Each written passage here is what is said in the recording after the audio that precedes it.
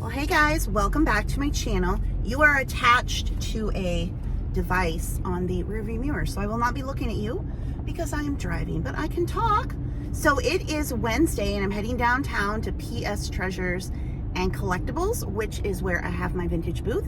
So my trunk is full. I'm going to restock, rearrange. It is a lot of physical labor with the booth.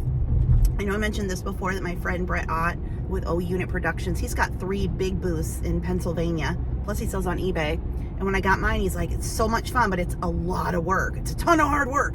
And I thought to myself, like, how hard can it be? It's a lot of work. The constant, like, having to rearrange everything and obviously haul stuff in.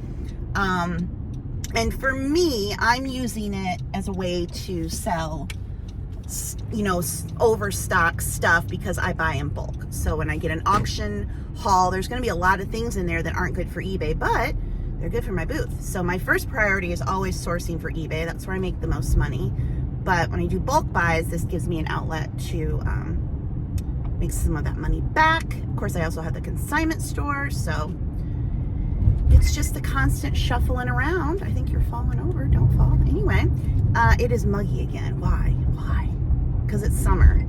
It's like summer comes and we complain it's hot. And then winter comes and we complain it's cold. It's like, I think 99% of human nature is to complain about the weather. Anyway, so another thing I'll do after I stock, and some people call it fluffing your booth, is I'll get photos and everything of my booth so then I can promote it this coming week. And then I will, I'm helping them with their Facebook page, so I'll get photos of the shop and other people's stuff and do that, get that all loaded up. And that's what I'll do today, is work on getting all those Facebook posts ready and scheduled out. If you have a vintage booth or you sell locally, wherever, but really if you have a vintage booth, antique mall booth, whatever you want to call it, it really is worth it to create a Facebook business page for that business. It's free and easy to do, to create a page. You know, your regular Facebook account is one that people friend you. A page is one that people follow. So like my Facebook business page is linked below. I don't know if I have to make sure I put my reselling page there too, but my main page, Ann Eckhart on Facebook, is linked, and that's my business page. And it's one where you like and follow. But it really helps, and to use hashtags. So antique mall, antique store, antique shop, vintage store, vintage mall, antiques, vintage, collectibles, retro, whatever it is you sell, those are good keywords, you know, for the vintage. Even if you don't sell antiques, like I renamed my store to Eckhart Antiques, but I really don't sell antiques because antiques are 100 years old or older, and most of my stuff would be considered vintage. It's 20 years old, but antiques is the best keyword. People are still, when they want to go somewhere and go shopping for vintage, they're going to call it an antique mall. Go antiquing, antiques, antique store, antique shop. So anyway, that is very helpful. And taking pictures of the individual items, anything that's branded. I've had people ask me, do you have Fiesta ware? Do you have this? Do I have that? And the other thing you can do is, so that I'm sure if you're a reseller, you're probably in all these for sale groups on Facebook, the garage sale groups and whatnot, to find sales, but you can also post your own stuff there.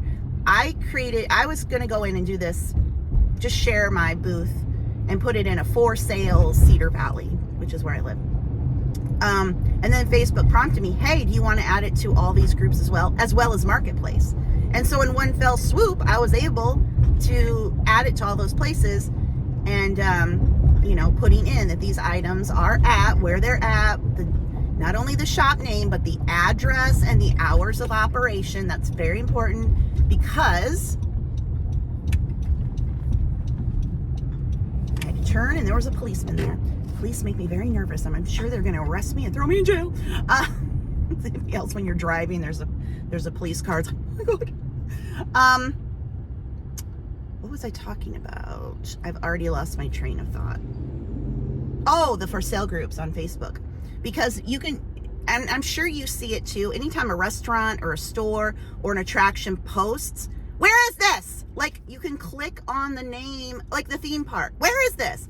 Click on the name and go to their page and everything. But no, you got to put it in every single post. If you don't, people, where is it? When are you open? What is it? You got to put all the information in the post along with the photos. It's just what you have to do. So I have all that typed up in a notes app on my phone, as well as in a Word document on my computer, so that wherever it is I'm posting from, I can just copy and paste all that in. So that is helpful. And just trying to post every day. I'm trying to get more pictures of individual items rather than just the full booth. I mean, I take pictures of the full booth, but also putting in individual items, you know, because that's what that'll get them, you know, what's that? But also, then of course, I'm not going to respond to questions about price and stuff. A newer thrift store, I haven't been there yet, called Thrift Therapy. They made a post the other day and they're getting Halloween out, and they said, to make it fair for everyone, there's no holds. You're going to have to come in and see it and get it, which I thought was brilliant, because you don't want to create a Facebook marketplace situation where people are like, I want that, and then you hold it and they don't show up. You know, I had that like last week.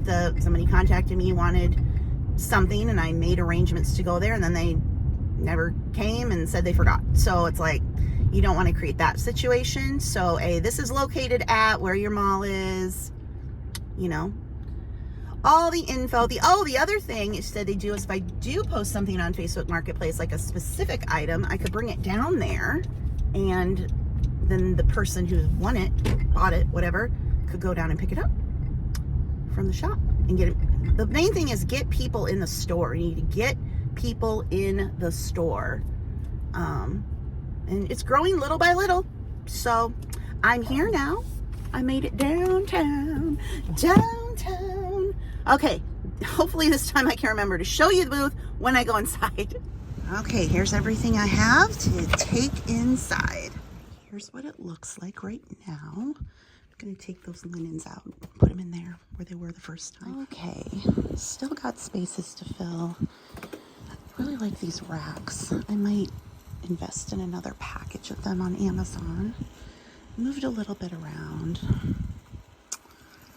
And decided to put the bottles there. Books there. Don't want anything on the floor, but it's awfully hard unless you have something big. Anyway,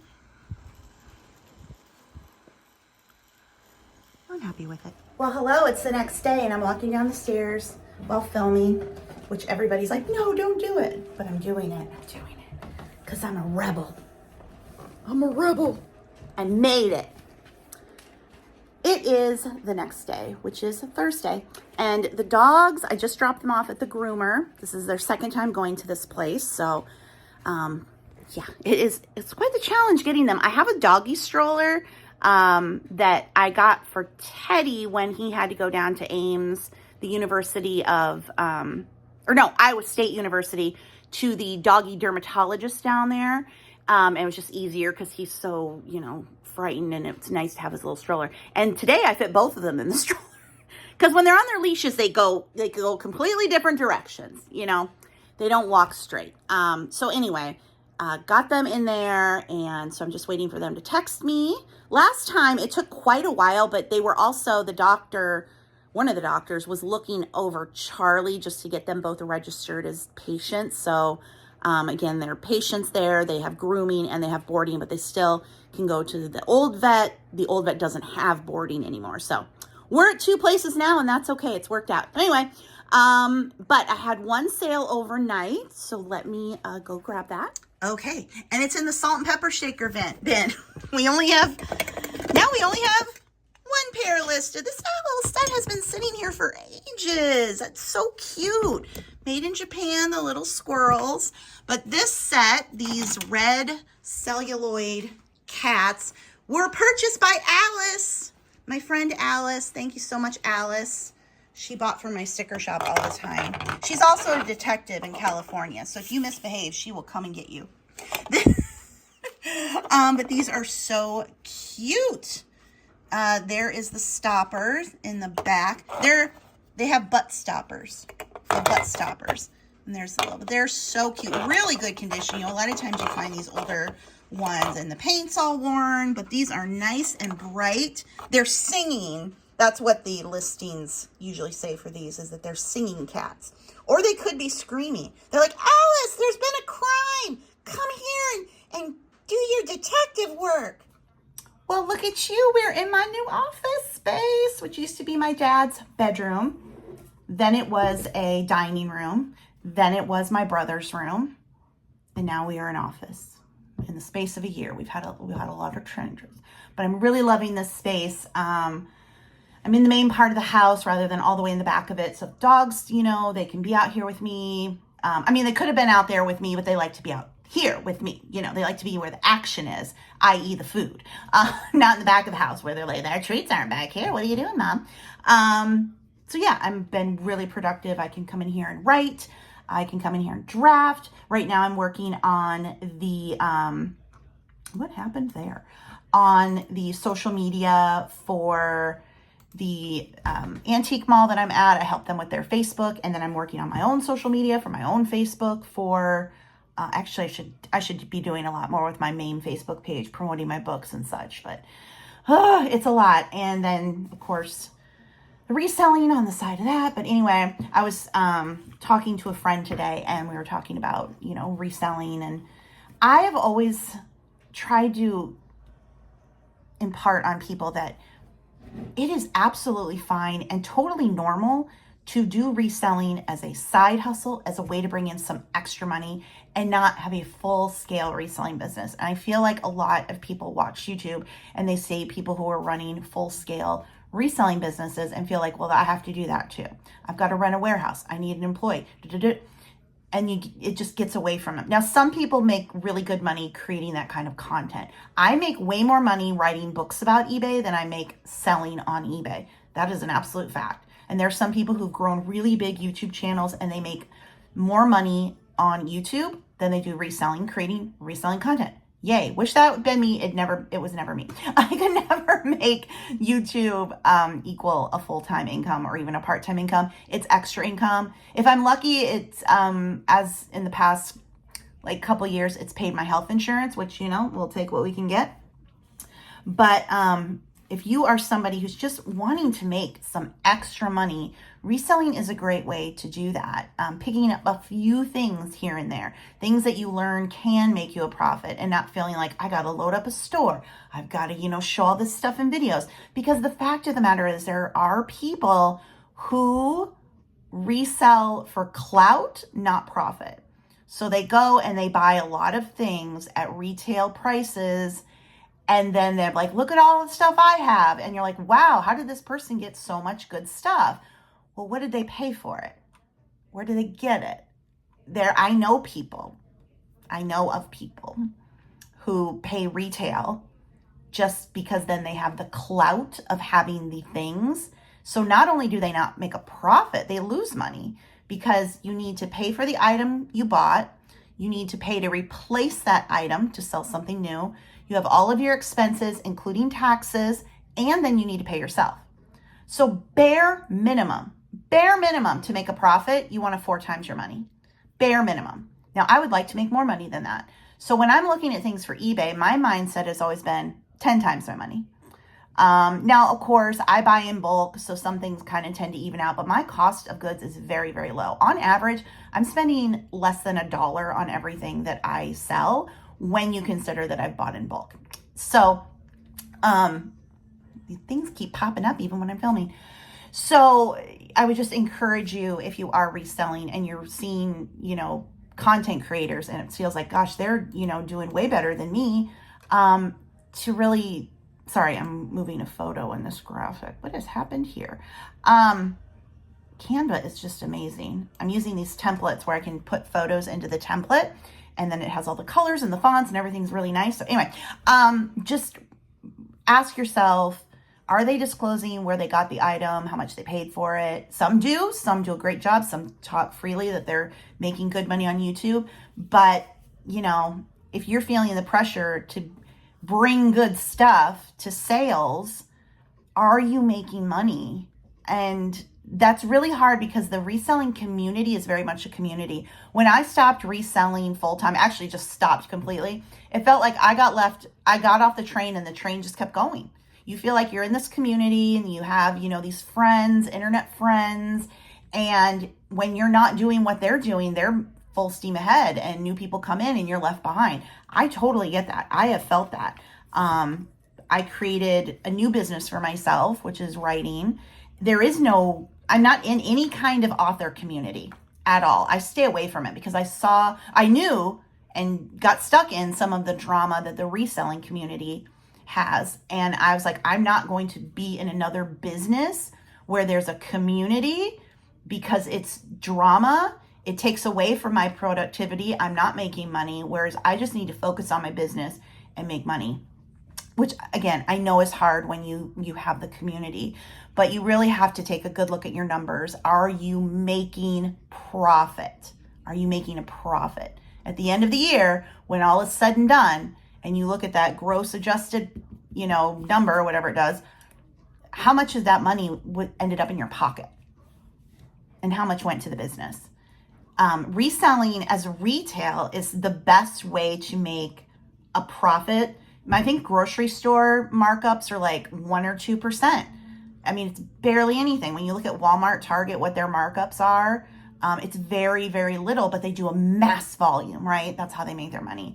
But for most people, you can't run a business that way. You have to have big profit margins on a smaller number of items to really make money. And at my stage in life, I need to pay my bills and I need to save. And that's my focus. So of course, I get emotional at times and make bad buys. I'm like, oh, I gotta have it.